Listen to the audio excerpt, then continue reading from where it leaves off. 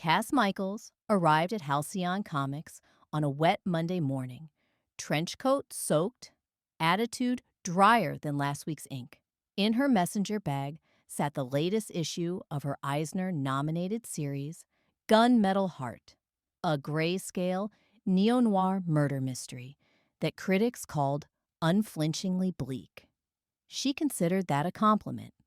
The elevator pinged at the 10th floor. Inside the conference room waited Alice Wu, Halcyon's editor-in-chief, a whiteboard covered with scribbles, and, most conspicuously, Gabe Alvarez, leaning back in his chair like a sunbeam rendered humanoid. His loud Hawaiian shirt was the color palette of a tropical candy aisle, the very antithesis of Cass's perpetual monochrome. Gabe was the genius behind Starward Saga, a cosmic fantasy so drenched in neon optimism it practically required sunglasses to read. Cass braced for a meeting she already dreaded. "Cass, Gabe, thank you for being on time," Alice began. "Our sales team craves a new flagship that taps both of your audiences. Translation: we need you two to co-write a romantic superhero series." Cass lifted an eyebrow. "You want my hard-boiled detectives to start kissing aliens?" Gabe grinned. "Hey, alien detectives can still be hard-boiled. Just add some starlight."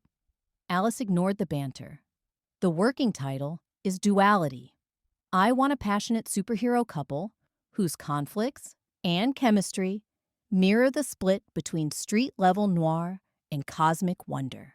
You have 3 months to deliver the first 6-issue arc. Any questions?" Cass and Gabe traded looks. A silence thick enough to staple filled the room. "Great," Alice said. "Have fun." She exited before either could protest. Outside, rain rattled the windows. Cass stared at Gabe. "I write corpses in alleys, Gabe. You write rainbow space dragons. How are we supposed to merge that?" He spun a pen between nimble fingers. "By remembering comic books are like peanut butter and chocolate. Different flavors, magic together. Unless someone has a nut allergy." He laughed undeterred. "Tell you what, let's grab coffee, brainstorm, and see if we kill each other. If we survive, the book will be easy." Cass followed him to the kitchenette, mostly to prove he was wrong. The first brainstorming session took place in a windowless side office, newly designated the collision room. On one wall, Cass taped sepia photographs of crumbling fire escapes and shadowy alleyways. On the opposite wall, Gabe projected holographic star maps from his tablet. The effect resembled a war between Gotham and the Milky Way. They argued for an hour about the opening scene. "Street level," Cass insisted. "A rainy city alley. Readers need grit under the fingernails." "Spaceport at dawn," Gabe countered. "Neon reflections in puddles.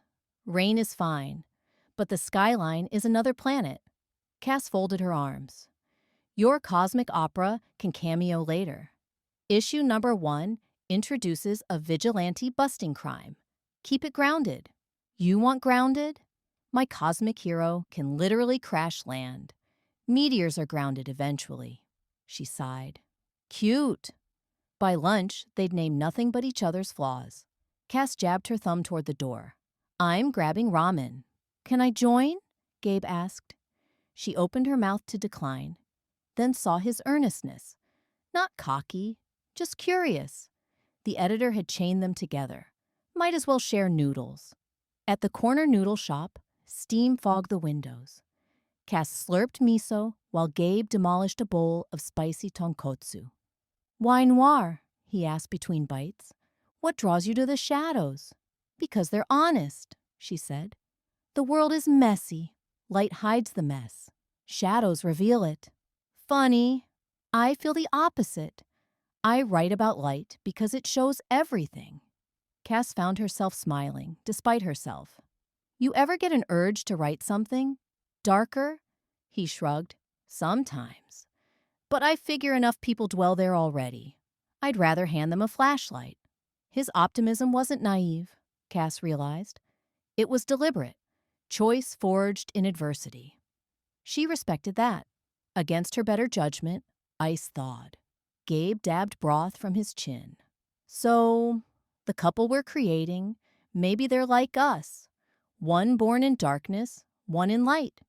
Cass poked at Noodles. Opposites attract is cliché. Clichés exist because they're true, Cass. His eyes twinkled. Maybe they meet at the crash site you mentioned. Allie plus Meteor, Grit plus Cosmos. She considered it. The image worked. Fine. But the street hero goes first. Deal. They clinked chopsticks like swords. The week 2. The collision room looked less like a battlefield and more like a collage. Cass's moody Polaroids overlapped with Gabe's luminescent concept art. A tentative narrative emerged. Protagonist number 1, Nightingale. An ex-cop turned masked vigilante with winged grappling hooks and a trench coat of programmable nanofabric that fluttered like feathers. Protagonist number 2, Stardust. An extraterrestrial mage whose body generated living constellations. Cass wrote the backstory for Nightingale. Detective Mara Voss, forced off the force after exposing corruption, now haunts the city at night. Her symbol, a cracked badge. Gabe penned Stardust's mythos. Prince Chiron of the Luminary fleeing a tyrannical star emperor, crash landing on Earth while protecting a cosmic relic. They argued over the tone of their first meeting. Cass described alleyway gunfire, Mara interrogating criminals. Gabe pictured swirling stardust healing a wounded bystander. Eventually, they spliced the scenes. A shootout interrupted by a falling celestial body. Both heroes forced to cooperate to save civilians. Midway through writing, Gabe noticed Cass rubbing her wrist repeatedly. "You okay?" "Just carpal tunnel," she muttered. "Try this." He offered a stress ball shaped like a tiny planet. Cass grumbled, but accepted. The foam sphere squeaked under her grip. She felt silly, yet oddly comforted. The concessions grew reciprocal. Cass toned down expletives, so younger readers of Gabe's fanbase wouldn't rebel. Gabe reduced the jokes per page so dramatic beats could breathe. Their script file filled with color-coded edits. Her scarlet, his lime, until the palette blended into a warm amber. One late night, the office mostly empty, they reviewed dialogue. Cass voiced Nightingale, while Gabe read Stardust, the two seated side by side on a couch meant for midday naps. "Why risk your life for strangers?" Cass read in a husky whisper. Gabe, in Stardust's baritone, "Because in every stranger, I see a star that could ignite. If only someone shielded it from the darkness." Cass froze. The line echoed down to quiet corridor inside her. She met Gabe's gaze. "Too purple?" he asked. She shook her head slowly. "It's beautiful." In the hush that followed, fluorescent lights hummed overhead like distant cicadas. Cass became aware of Gabe's knee nudging lightly against hers. He didn't move away. Neither did she. By week 4, they'd drafted 4 issues. Alice Wu skimmed the pages, mouth curving into a rare smile. "Keep going," she said. "The romance is organic. Feels like you're writing from experience." Cass and Gabe exchanged quick glances, then buried themselves in coffee. On Friday evening, Cass suggested research. "Want to tour the Eastdock warehouses?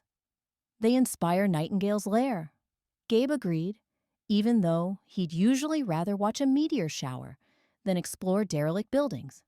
They took Cass's beat-up sedan to the docks. Fog rolled off the river, wrapping the warehouses in ghostly scarves. Cass pointed out vantage points, escape routes. Gabe photographed rust patterns that resembled galaxies. Inside one abandoned warehouse, moonlight streamed through broken skylights, illuminating dust motes like microscopic comets. Cass demonstrated how Nightingale might swing from rafters. Gabe tried to imitate her, slipped on a loose plank, and would have face-planted if Cass hadn't caught his arm. They laughed, breath fogging in cold air, proximity startlingly intimate. Cass felt her pulse thrum. Gabe's warm hand squeezed hers. Neither let go for a long moment. "What would Nightingale do now?" he teased. Cass smirked. "Probably interrogate the cosmic intruder." He stepped closer. And Stardust would answer truthfully that he came from across the universe to find her. The line was corny. She loved it. Their faces inched together. Then a distant clang shattered the moment. Security patrol. They fled, adrenaline and unspoken words tangling in their chests. Back at the office, they added a scene where Nightingale teaches Stardust urban stealth. While writing, Gabe remarked, "Kirion admires Mara's fearlessness." "Likewise," Cass murmured, before realizing she'd spoken aloud. Gabe's cheeks colored. "Thanks." She cleared her throat, tapping keys harder than necessary. Yet her lips curled upward. By week 6, the series needed a villain. Cass pitched a corrupt police commissioner. Gabe championed a star empress.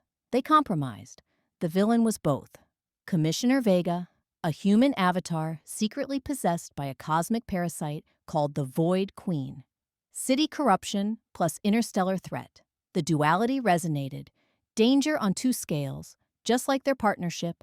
Script revisions continued past midnight. Gabe brewed tea, delivering a steaming mug shaped like a rocket to Cass. She noticed a sticky note beneath it. "For your carpal tunnel and for warming shadows. G." Her chest tightened in ways uncharted even by detective maps. She scribbled a reply on her noir stationery. "For the flashlight that finds lost things. C." She slipped it onto his keyboard. Their eyes met over monitors, soft and luminous. Halcyon's annual retreat struck during week 7, whisking staff to a lakeside lodge. Snow-dusted pine trees. Evening sessions included charades, trust falls, and a bonfire where creators pitched horror stories. Cass and Gabe sat side by side on a log, wrapped in shared blanket, courtesy of Gabe's insistence that body heat is science. Flames danced, reflecting in Gabe's dark eyes. He turned to Cass. "Remember when you said clichés can be true?" She nodded. "This feels like one. A campfire confession." He inhaled. "I look forward to work every day because you're there, and not just because you improve my dialogue." Cass's throat tightened. "Same," she swallowed. "I keep telling myself, it's just professional chemistry." "Me too. It keeps failing." He chuckled nervously. Snow drifted. Cass reached, brushed a flake from his eyelashes. Their faces leaned toward each other when Alice Wu's voice rang out, calling for a group photo. They jerked apart, hearts pounding, yet something settled between them, an unspoken yes. The next Monday, they attacked the climax with renewed vigor. Nightingale and Stardust would infiltrate Police HQ during a solar eclipse, confronting Commissioner Vega, Void Queen, atop the roof, as her parasite attempted to summon a black hole portal. Cass plotted tactical beats, Gabe choreographed cosmic spellwork. Their synergy clicked like perfectly interlocking gears. At lunch, Cass surprised Gabe with homemade empanadas made from his mother's recipe she'd secretly requested via email. His jaw dropped. "Consider it thanks for the tea," she said, cheeks pink. He bit into flaky crust, eyes closing in bliss. "Marry me." He blurted it as a joke, mostly. She laughed, loud and genuine. "Finish the series first, Romeo." "But that means I'll want sequels forever." She arched a brow. "Contract negotiations later." Their banter felt like dancing on air. When the script required a pivotal argument between the heroes, Cass hesitated. "Our couple needs a true rift, something that could break them." Gabe nodded slowly. "What scares you most in relationships?" "Abandonment," she replied without thinking. "People leave." Gabe's expression softened. "For me, it's not being enough, failing to protect." They wove those fears into the comic. Mara pushes Kirian away because she believes he'll eventually ascend back to the stars. Kirian fears his cosmic battles will endanger her. The scene crackled with authenticity because it was. After writing it, silence lingered. Cass whispered, "I don't plan on leaving." Gabe reached across the table, covering her hand. "And I'm not going anywhere." Final deadline loomed. They slept little, fueled by energy drinks and each other's steadiness. On the last evening, thunderstorm beating the windows, they laid out page spreads, speech balloons final. Issue number 6 ended with the couple atop a skyscraper during sunrise. Nightingale. Dawn is just another kind of darkness. Stardust. Maybe, but together, we can paint it any color we want. Cass set down the page, exhaled. "We did it." Gabe rubbed his eyes. "Can't believe how much of ourselves is in there." "Scary, huh?" "Only if you read it alone." He took her hand. Lightning flickered, briefly plunging the office into darkness before emergency lights glowed. The two stood by the window, cityscape glittering below them like fragments of Gabe's starfields merged with Cass's noir streets. "No editors around," Cass murmured. "No cliches to hide behind." He brushed a lock of hair from her eyes. "Just truth, shadows and light." Their kiss was gentle at first, then deepened, thunder applauding overhead. Cass tasted peppermint tea and victory. Gabe tasted rain and courage. When they parted, both were breathless, grinning. "Now," Cass said, "how about a spin-off? I hear readers love sequels." Gabe squeezed her waist. "Already plotting a shared universe, starting with us." She laughed, turning back to the city. "Looks like duality isn't about opposites fighting. It's about balance." "Exactly," he replied. "Like peanut butter and chocolate." She rolled her eyes, but her smile betrayed her. "Just don't give me a nut allergy." "Never," he promised. Below, wet streets reflected neon signs. Above, storm clouds parted, revealing a single bright star. Somewhere between those planes, two writers stood, crafting not just stories, but a future neither could have penciled alone. And in that space, half shadow, half starlight, they found their shared panel, inked and colored by courageous hearts. Lettered with a simple caption, they would write together again and again, to be continued.